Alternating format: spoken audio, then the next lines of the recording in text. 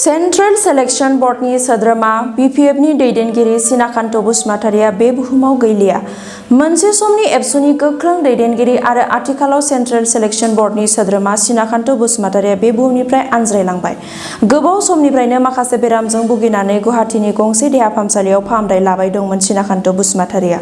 तामुलपुर जिल्ला दनिन कुमारिघाटा रायजो जाबोनाय सिनाकान्त बसुमतारिया सासे गोख्रों समाज सिबियारि आरो रायजोफोरजों थाफानानै अरायबो खामानि मावबोदोंमोन। बर' थुनलाइनि फोथारावबो बिथांनि गोबां बिहोमा दं। खन्थाइ रायथाइ लिरनायजों समायहोदोंमोन थुनलाइनि फोथारखौ। मोनसे समाव एबसुआव थानानै खामानि मावनायनि अनगायैबो उनावहाय बिथाङा बिपिएफ राजखान्थि दोलोआव हाबनानै खामानि मावो।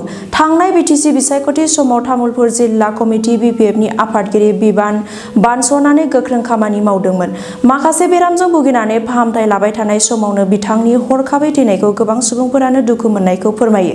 बिथांनि गोथै देहाखौ बिदाय होनो राव हारिमु धोरोम बासियाजासे गुबुन गुबुन हारि माहारिनि गोबां समाज सिबियारि बिथांमोनहा नुजाथिफैयो।